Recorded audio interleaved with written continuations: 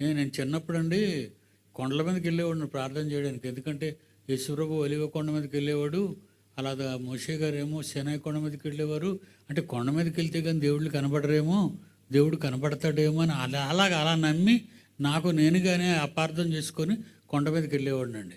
కొండ మీద ఎప్పుడు రాత్రప్పుడు వెళ్ళేవాడిని. పగలైతే పగలు చేస్తే ప్రార్థన అనిపించుకోదండి. దీర్ఘ ఉపవాస ప్రార్థన, అంటే స్నానం చేసేసి రాత్రి అన్నం తినడం మానేసి కొండెక్కేవాడినండి ప్రార్థన చేయడానికి. అప్పుడప్పుడు ప్రార్థన చేసి కళ్ళిప్పి చూసేవాడినండి. ఒకళ్ళు దేవుడు కానీ వచ్చాడేమో, నిలబడ్డాడేమో. ఇంకేంటండి, ఎవరు ఉండేవారు కాదండి. అప్పుడు మనసు కఠోరం అయిపోయిందండి, కఠినం అయిపోయింది నా మనసు అంతా. ఏటి దేవుడు కనబడ్డు, ఏటి అందరూ అంటారు దేవుడు నాకు కనబడ్డాడు, దేవుడు నాతో మాట్లాడాడు. మరి వీళ్ళందరితో మాట్లాడిన దేవుడు నాతో ఎందుకు మాట్లాడలేదని బాధపడేవాడిని అండి. ఏమండి, ఆ తర్వాత శ్మశానాల్లోకి వెళ్ళేవాడిని అండి. మీరు వినే ఉంటారు ఇది. శ్మశానాలకు వెళ్ళేవాడిని అండి. మంచి సమాధి, చలువరాతితో కట్టిన సమాధి ఎక్కడ ఉందో చూసేవాడిని. విశాఖపట్నంలో మంచి సమాధులు అండి, చాలా ఖరీదైన సమాధులు. అక్కడికి వెళ్ళగానే దాని మీద దుప్పటి వేసేవాడిని అండి. ఆ వాచ్మెన్, బరెల్ గ్రౌండ్ వాచ్మెన్ ఏంటంటే కుక్కను వదిలేస్తాడండి.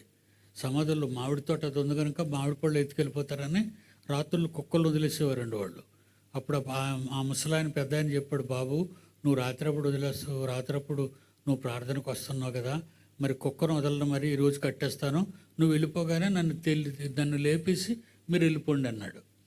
అలాగే తాతతో చెప్పగానే కట్టేసేవాడండి ఆ కుక్కల్ని. అప్పుడు నేను ఉపవాసం ఉండి ప్రార్థన చేసేవాడిని. అంటే సమాధుల్లోకి వెళ్ళింది కదా వెతకడానికి ఎవరు? మరి సమాధులకు వెళ్ళింది కదా వెతికిస్తుంటే అప్పుడు యేసుప్రభు కనిపించాడు కదా. చూసారా, అది సాక్ష్యం. అదే సాక్ష్యం. ఆవిడ దేనికి వెళ్ళింది, ఆవిడికి చివరికి ఏం జరిగింది, అది కాకుండా నాకు కనబడాలని నేను వెళ్తానండి. ఏం మాట్లాడడానికి దేవుడితో నేను అనుకున్నట్టుగా, దేవుడు అనుకున్నట్టుగా నేను ఆయనలోకి వచ్చేసాను, ఆయన దగ్గర ఉన్నాను, ఆయన నన్ను సంరక్షిస్తున్నాడు, ఆయన బైబిల్లే నన్ను నమ్మించాడు, ఇంకేది నమ్మొద్దన్నాడు, నేను సత్యం తెలుసుకున్నాను, అమ్మయ్య అనుకున్నప్పుడు ఇంకా ఏం కావాలని నేను సమాధుల్లోకి వెళ్ళి ప్రార్థన చేస్తున్నాను దేవుడు కనబడాలని. దేవుడు కనబడలేదు. తర్వాత బైబిల్లో ఒక వచనం చదివిన తర్వాత కళ్ళు తిరిగిపోయాయండి. మోషే అంటాడు దేవుడిని, కొండ ఎక్కడో చూశాను కానీ మోషేని దేవుడు కనబడమని అడిగిన మాట నేను చదవలేదండి. దేవుడు కనబడాలి అని కోరిక మాత్రం నేను చదవలేదు. కొండెక్కాడు మోషే, కొండెక్కి సమాధులకి వెళ్ళింది మరియా. మనం కూడా అలాగే బైబిల్ ప్రకారం అంటే ఇదే బైబిల్ ప్రకారం మళ్ళీ అన్ని అక్రమంగా వెళ్ళకూడదు. బైబిల్ ప్రకారం అని అక్రమైన మార్గంలో బైబిల్లోకి వెళ్ళకూడదు. క్రమమైన మార్గంలో 1కి 10 సార్లు చదవండి. మరి అక్కడికి వెళ్ళినా యేసుప్రభు నాకు కనిపించలేదు. అసలు కనిపించిన యేసుప్రభు అలాగే ఉంటాడని నేను ఎలా నమ్మనండి? అదొక డౌట్ వచ్చిందండి.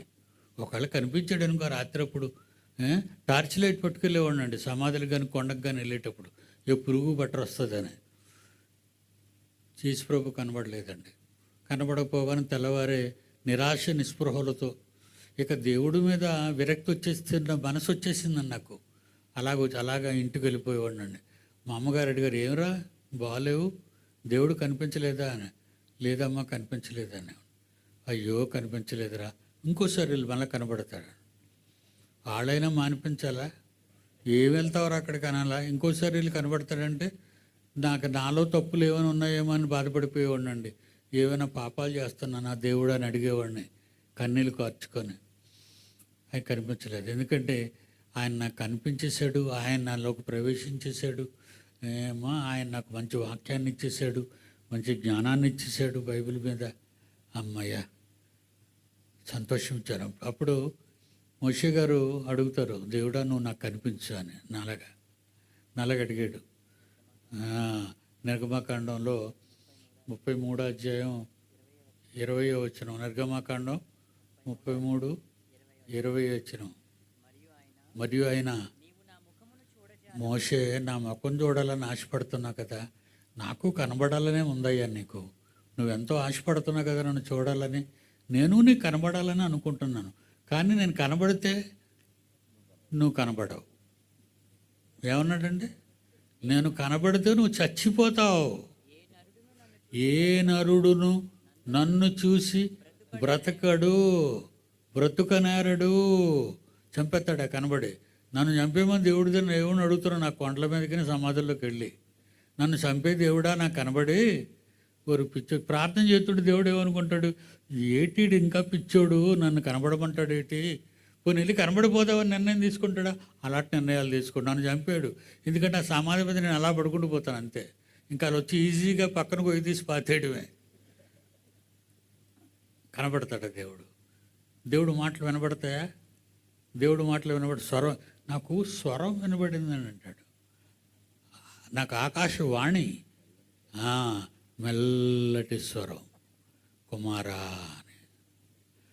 మనకు కూడా అప్పుడు వెంట్రుకలు నిలబడిపోతుంటే అలా మైకుల్లో చెప్తుంటే, అందులో దినకరణకి వాళ్ళకి ఇలాంటి పెద్ద సౌండ్ సిస్టమ్ పెడతారేమో అండి, చాలా భయంకరంగా వినబడతాయి. కుమారా అమ్మ, ఈయన కనబడే ఉంటాడు. ఏమంటున్నాడు? యోహాను సువార్త 5వ అధ్యాయం. ఇవన్నీ చదువుకున్నానండి ఆన్సర్స్. మరి బిట్ క్వశ్చన్స్ అన్న ఆన్సర్స్ నేను నేర్చుకోవాలి కదా, బైబిల్ నేర్చుకోవాలి కదా. అందులో ఏమనుంది అక్కడ? 1వ అధ్యాయం, యోహాను సువార్త 5వ అధ్యాయం 37వ వచనం. మీరు ఏ కాలమందైనా ఆయన స్వరము వినలేదు, ఆయన స్వరూపము చూడలేదు. ఇక్కడ ఉంది. ఇదేంటి ఇక్కడ వినడు, కనబడనే ఉంది, ఒక దగ్గర అనే మాటలు వినబడవని ఉంది. ఈటిలు అందరూ కనబడుతున్నాడని చెప్తున్నారు, వినబడుతున్నాయని చెప్తున్నారు. ఇదంతా పెద్ద గారడి. అపోస్తుల బోధ.